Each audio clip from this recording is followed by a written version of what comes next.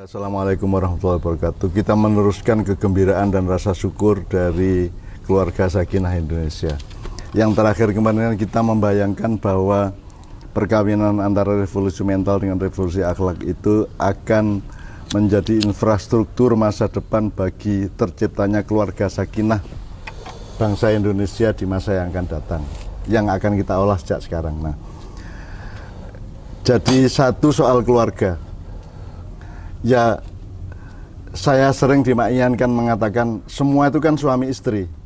Misalnya laki dan perempuan, pemerintah dan rakyat, manusia dan alam semesta, Tuhan dan makhluk, itu semua punya fungsi suami istri, meskipun bukan suami istri dalam arti yang kita pahami secara gender ya.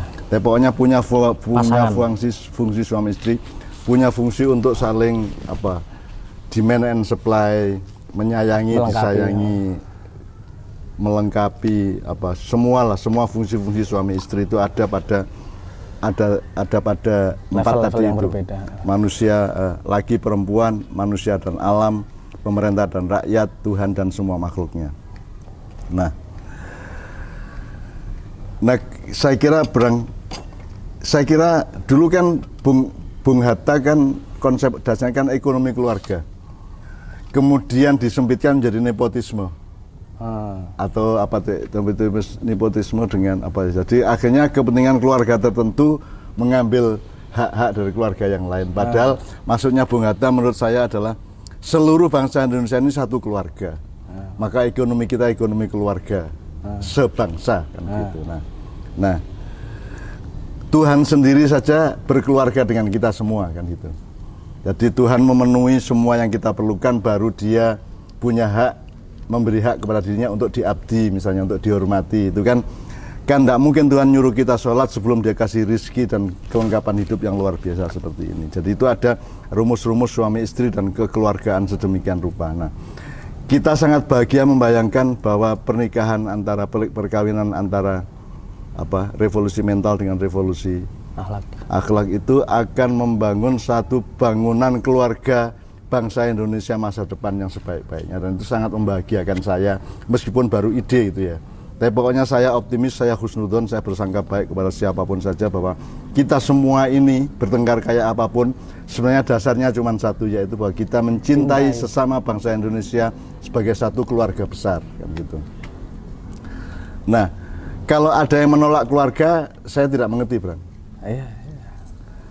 Terus apa urip iki? Wong kamu dasarnya lahir aja di sebuah keluarga, kamu menolak konsep itu, aku ya nggak membayangkan narasi apa yang menolak. Saya waktu kecil, Bang, saya kan punya kambing, punya sapi, punya kerbau, punya kuda ya, dan saya angon, saya ngarit dan seterusnya.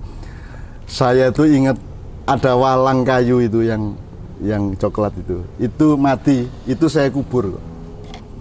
Jadi saya tidak sengaja punya rasa bahwa walang pun apa unggas ya, insek, apa itu namanya, serangga ya, serangga pun adalah keluarga saya. Di apa saja yang terlanjur kita kenal dan berada di habitat kehidupan kita, mereka semua adalah keluarga. Jadi sebenarnya langit adalah keluarga kita, udara adalah keluarga kita, laut dan hutan adalah keluarga kita. Jadi itu satu sikap dasar dari kemakhlukan, karena Allah sendiri berkeluarga.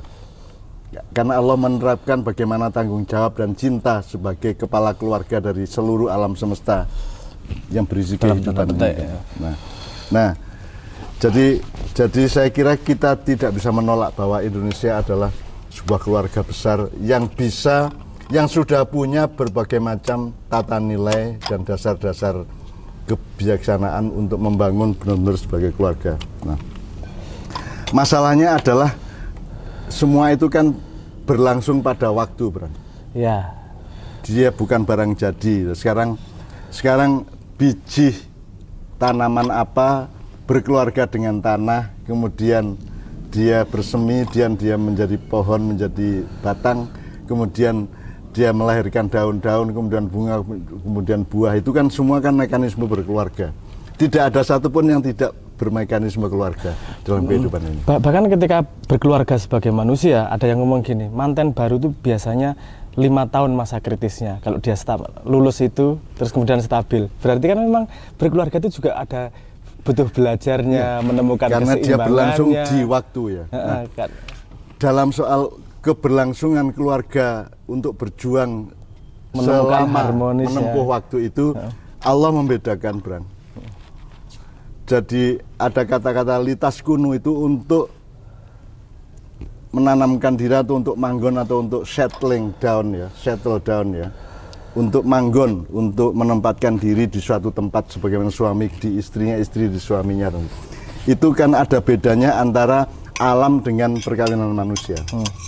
Kalau jadi ada litas kunu fi. Jadi kata sambungnya fi itu artinya seperti pohon ini ditanam, nancep, dan sudah tidak berubah seperti ini.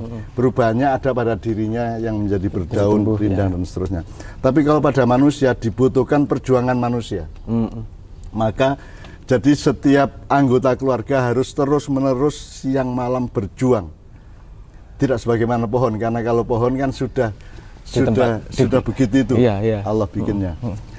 Nah, maka kalimatnya bukan litas kunu fi tapi litas kunu ila. Jadi engkau bertempat tinggal di jiwa istrimu itu ila. Dia ila itu ke. Jadi dia dinamis. Beda dengan pohon yang nancep di tanah.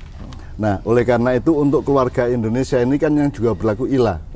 Maka sekarang semua anggota keluarga Indonesia, presidennya, menterinya, parpolnya, ulamanya, pedagangnya, pengusahanya, semuanya harus ila tadi. Harus masing-masing dari hakikatnya dan zatnya masing-masing berjuang sesuai dengan tempatnya, koordinatnya, dan teori fungsinya masing-masing. Bahwa di keluarga ada keributan itu biasa. Semua keluarga juga pasti mengalami perbedaan pendapatnya, keributannya, dan seterusnya. Tapi tidak ada satupun keluarga yang ribut yang sampai yang bayangannya adalah menghancurkan keluarga itu sendiri. Tapi ributnya kalau sampai udah waduh ini mau hancur keluarganya, pasti mau menahan diri karena ada kepentingan yang lebih besar dari dari dirinya, yaitu keluarganya itu. Keutuhan keluarga itu jauh lebih penting daripada kemenangan suami atau istri. Sekarang kan kita hidup di era di mana anggota-anggota keluarga Indonesia ini pantang mundur untuk, meskipun dia sudah tahu ini akan bisa menghancurkan keluarga Indonesia, ini pantang mundur terus saja gitu loh, Bro. Nah, saya kira mulai tayangan ini, mulai hari ini kita belajar untuk menghormati kesadaran bahwa ketika kita sudah sampai kepada titik nadir di mana keluarga kita bisa pecah, bisa ada kehancuran, maka kita harus bertanding untuk menahan diri, berlomba untuk saling menahan diri dan berpihak kepada apa saja yang memungkinkan keluarga kita tetap utuh, kan begitu. Apakah ini soal separatisme Papua, apakah Aceh atau apapun saja ya. Tapi pokoknya kita saling menahan diri untuk tidak menghancurkan keluarga. Nah, di antara yang menahan diri ini ada yang dibutuhkan nahan diri sampai 60%, ada yang sangat 70%, ada yang 20%, kan tergantung posisi dia dalam peta persoalannya masing-masing. Jadi misalnya apa yang kita harus menahan diri seberapa itu kan tergantung. Tergantung. Ada yang ngalah banget, ada yang ngalah tok, itu ada yang setengah ngalah cukup. Tapi semua kan ada formasinya dan ada organisasinya kan gitu. Nah, sebenarnya kalau ada mantenan itu kan kita pakai ayat wamin ayatihi. Jadi dan di antara tanda-tanda kekuasaan Allah adalah Dia menciptakan laki-laki dan perempuan dan seterusnya, ya, gitu ya. Itu kan ajaran Allah, panduan Allah mengenai bagaimana berkeluarga. Nah, itu Allah lengkap, Bang. Coba ya, di surat Ar-Rum itu. Dan di antara ayat tanda-tanda kekuasaan Allah adalah menciptakan untukmu istri-istri dari jenismu sendiri supaya kamu cenderung dan merasa tentram kepadanya. Tentram itu sakinah ya. Dan dijadikannya di antara kamu rasa kasih sayang dan rasa kasih dan sayang. Jadi orang itu punya jiwa rahmah. Kemudian ada rahmat yang khusus namanya wawadah, dan itu yang membuat seseorang cinta kepada seorang yang lain, maka mereka nikah terus menempuh perjuangan untuk sakinah, kan gitu ceritanya. Jadi ucapannya kan dengan rahmat Allah dan mawaddah Allah, mudah-mudahan kalian menjadi keluarga yang lulus untuk bersakinah dalam perjuangan keluarga kalian. Nah, sebelum Allah menyebut mengenai laki-laki dan perempuan, Bang, ini Allah juga menyebut pernikahan yang lain yang jadi pada ayat sebelumnya itu sebelum yang laki-laki Allah menyebut debu.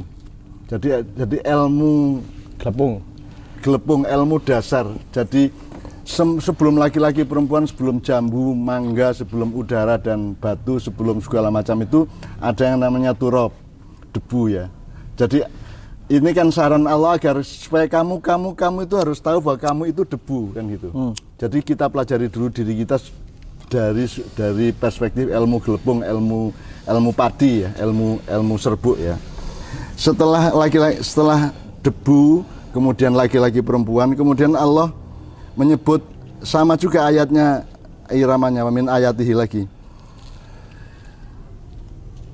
Kemudian Allah menyebut bahwa debu itu berkembang ada yang menjadi pohon ya. Apa sel-sel itu berkembang ada yang menjadi batu, menjadi manusia, menjadi binatang. Itu hidup pada rentang siang malam siang malam. Waktu gitu. Berarti waktu ya. Debu, laki-laki perempuan, kemudian tolong ingat ada kesadaran sosial budaya dan antropologi bahwa ada orang Sunda, ada orang Jawa, ada orang Madura, ada orang Arab, ada orang Jerman, ada orang mana, itu juga harus dipelajari di ayat berikutnya. Kemudian baru siang malam ya. Kemudian ditekankan oleh Allah setelah siang malam itu baru ada Mas, warna-warni kejiwaan. Jadi dalam dirimu itu ada takut, ada berani, ada putus asa, ada harapan, ada macam-macam. Itu juga harus kamu pelajari sebagai bagian dari perjuangan keluarga sakinah itu. Komponen berkeluarga. Nah, itu semua harus kita hadapi dengan kebijaksanaan semua spektrum tadi itu agar jadi bangsa Indonesia kan mengalami semua juga. Iya. Ya, jadi kan ada tanah air, baru bangsa dan tanah air ya, ada alam dan orang, kemudian baru negara, gitu. baru pemerintah, itu baru sistem pembangunan, baru kan, jadi itu ada tahapnya dan ada gradasinya sebagaimana disebut Allah di surat Rum dari ayat 20 sampai 24 kalau tidak salah, enggak 25. Kemudian diagungkan oleh Allah dengan kesadaran langit dan bumi, Bang.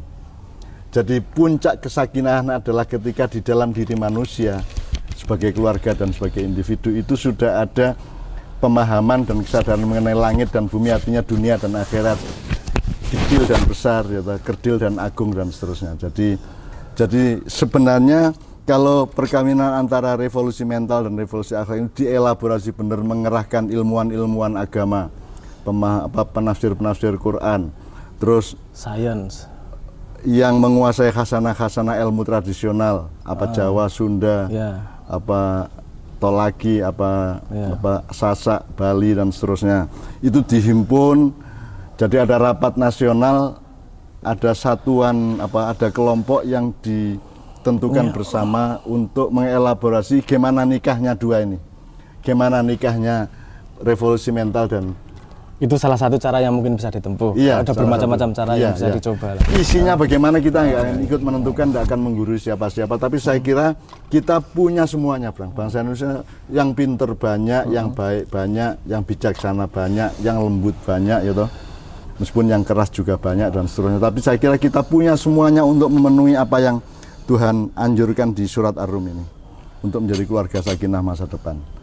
Mudah-mudahan Tuhan mengizinkan, mengabulkan, mengijabahi sehingga kebahagiaan saya dan Sabrang hari ini bisa berlanjut sampai ke akhirat. Amin ya rabbal alamin. Assalamualaikum warahmatullahi wabarakatuh. Assalamualaikum warahmatullahi wabarakatuh.